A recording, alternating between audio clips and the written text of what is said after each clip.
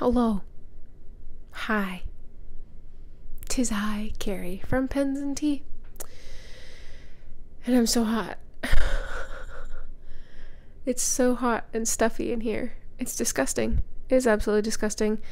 It is 10:16. It is 79 degrees Fahrenheit in this house, or like roughly 26 degrees Celsius. Yeah, it's too hot. It's too hot. It's too gross. It's gonna get to like probably six degrees hotter than this by the end of the day, because my building has not turned on the air conditioning yet. It was supposed to be done a week ago, and it's supposedly being done today, but I don't believe it. I do have a portable air conditioner, but it is old, so it is exceptionally loud, and yesterday it scared and stressed out Parker so bad that I saw her like not quite full on panting, but like basically. So I'm pretty much just sucking it up so that I don't freak her out. But anyways, I digress. Today I'm going to try and get some energy up so that I can talk to you, because I want to say 2 years ago, a little over 2 years ago, it was around the Christmas time, back when I looked much better. I talked about the most important fountain pen you'll ever buy. And that one had pretty much one of the most popular videos I've ever done. One about wax seals is actually the most popular one I've ever done, which is mind-blowing to me because it just doesn't make sense. But anyways, it was really, really well done in the algorithm and stuff like that. And people genuinely, like 98% thumbs up to thumbs down ratio. So most of you really enjoyed it. And I said in, I think it was like an Instagram post or Patreon or something, I said a really long time ago that I would eventually revisit it. And so I figure, you know what, it's been like a little over 2 years. I should, well, maybe not even quite 2 years, maybe almost 2 years. I don't know. Time is a bowl of soup. Time is wibbly wobbly. Time is time. But I figured I would talk about it again because I have it inked up right now. And I have really been loving it lately. And that, of course, is the Jinhao X159. Now, I have had a lot of good things with Jinhao that I've loved. I've had a lot of bad things with Jinhao that I don't love. I've had many pens over the years, and I've had the original 159 of this version, the all metal version. I had that one in yellow like many, many years ago, and I liked it, but it was a little bit too heavy. The X159 is plastic. And when I made the video originally, it was really only available in black. Occasionally you could find it in other colors if certain retailers held it, but I could only find it in black at the time. More widely available with other colors than just black, but the reason I talked about it back then, and I still very, very much agree with it today, is that it's a great pen to buy in lieu of a Montblanc 149. This is certainly trying to knock that off. Let's be real. It is pretty much the same size, same look, same everything. Of course, it just says, it can't have any like Montblanc's writing, obviously. So it says Jinhao on the pen band, and then X159. Come on, are you gonna focus? Sort of. X159, and even the nib is a quite large nib. And is it gonna focus? No, I'm gonna have to get out of frame.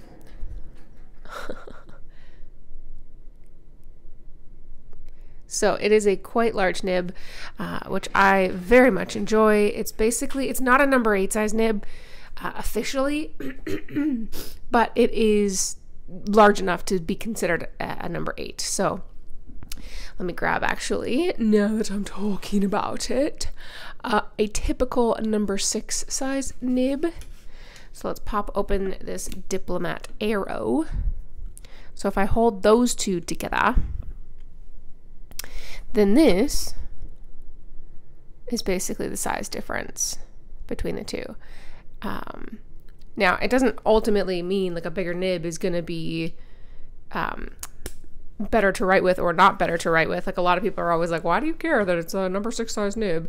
Especially like those comments came from when I was talking about the best travel fountain pen ever. This little bad boy right here, this little teeny weeny guy.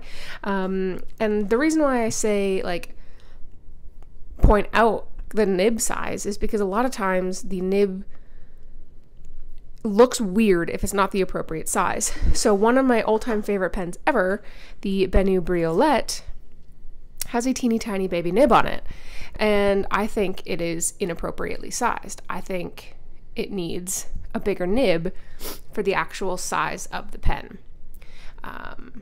So if the Jinhao X159 had even a number 6 size nib, it would look a little weird to the rest of the gargantuan body, in my opinion. Now, Montblanc 149 has a gargantuan nib. It has basically this size of a nib, so it makes sense that it has it because it's trying to emulate it, which in my original video is the whole point of why I said you should get it, because instead of spending like $1,000 on a fountain pen, you really only have to spend like $20-ish, $30-ish. I don't remember exactly how much it is. I'll put it here, but it's really cheap. And so that will let you know if you even like the size of this pen, because it's a pretty beefy pen. And when I first got the my hands on a Montblanc 149, which was years and years and years ago. It was lent to me. So I've never purchased one. I've never owned one, but one was lent to me. And I also had the Delta Dolce Vita oversize at the time. And I remember I didn't like either of them at first because they were so big, and I'd never used anything so big before. And it took some getting used to. The Delta Dolce Vita oversize, I never ended up fully getting used to. It was too big. The Montblanc 149, the more I used it, the more I did get used to it. But I'm glad that I didn't buy it at the time, because there's no way that I was ready for it, basically. And even in my review that I did almost 2 years ago about this pen, it was still something that I wasn't totally used to at the time. Now, again, flash forward almost 2 years, I'm enjoying it even more. And I really liked it back then. But I enjoy it even more now, because I'm noticing the more stressed out I get, the more anxious I get, especially in this time. If you've stuck with me for the last couple months, you know what's up. But I'm really struggling for the first time putting like the Vulcan death grip onto my pens. And I notice in my forearms and in like the whatever muscle is here, I don't know. And even like in my hands, they're just so much stress. So much stress, and I'm gripping them so hard, and I'm trying to consciously be aware of that, but sometimes it's easier said than done. And so right now I'm finding that this pen in particular is just the ticket I need. Having a wider grip pen, one, makes me realize that I'm gripping it too hard faster than on a smaller grip pen, so I don't quite get to the same fatiguing level. So I will consciously then back off and loosen the grip a little bit. And two, just because of the nature of it, just because it is a larger grip size, it doesn't require you to hold on to it quite as much in general. So if I pop this next to like a Pilot Metropolitan, you can definitely see the difference, not only in nib size, but in grip size. So she's definitely a beefy boy. But I really, really like it, and it writes really, really well. I'm very impressed, and like, honestly, I think it writes just as good, if not better, than the Montblanc 149, as far as my memory serves. Like I said, I have to put an asterisk on that because it's been a very long time. But let me flip it around and show you.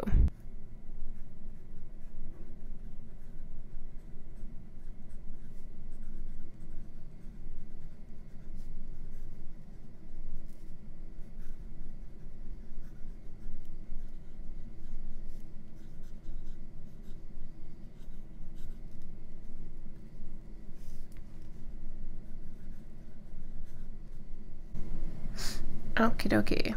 So the ink for today is diamine. Oop, it would help if I touched the pen to the paper. Writer's blood. That was a weird way to write a D. But when you're looking through the camera and not at the paper, it's odd. It's not an absolute gusher of a fountain pen. It really does matter the ink that you put in here, and this is a relatively wet ink. The ink that I had in here before, which I'm forgetting the name of right now, but you can watch the video and find out, it was a little bit more wet than this. But that said, it's certainly enough for the flow. It is not on the dry side at all. It's nice and controlled. Typically, I like mine a little bit more wet, but in this case, I don't mind it. Mostly because with this ink, with Diamine Writer's Blood, I tend to use it in crazy saturated fountain pens. So I almost lose some of that like reddish maroon color.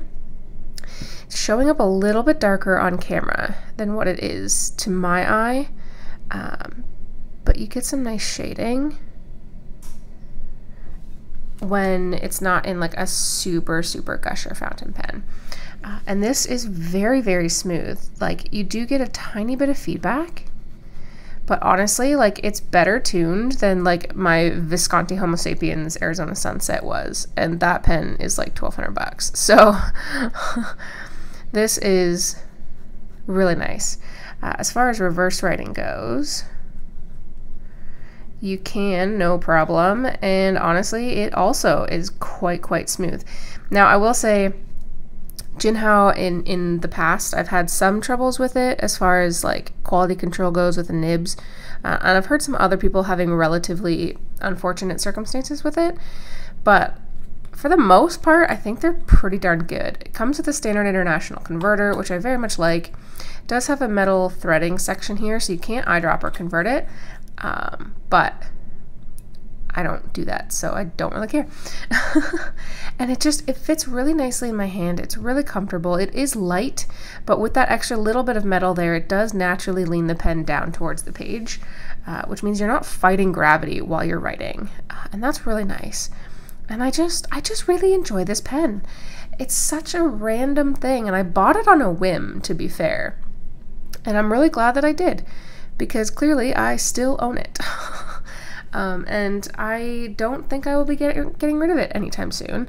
I still think that this pen is one of the most important pens you can buy, because a lot of people talk a big game about the Montblanc 149, and while I would still gladly take one for review and actually do a comparison of these two, I don't think it's something that I would ever buy, because it's just not worth it. This does a better job probably for a teeny tiny itty bitty fraction of the cost. So I still think it's one of the most important things you're going to buy, because instantly you're going to know whether you even like the size at all.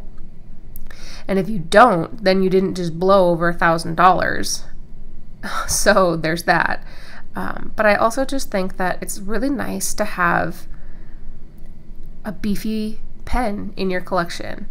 And this you can do for a really inexpensive way. So guys, that's my opinions, like almost 2 years later, of the most important fountain pen you should ever buy.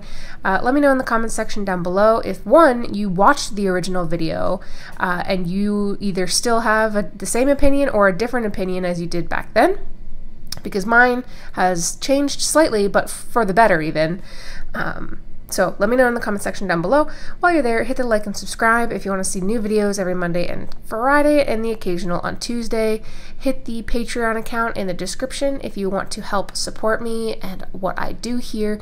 But as always, if you've watched it this far in, you guys are the reason that I make these videos. And I will see you next time. Bye!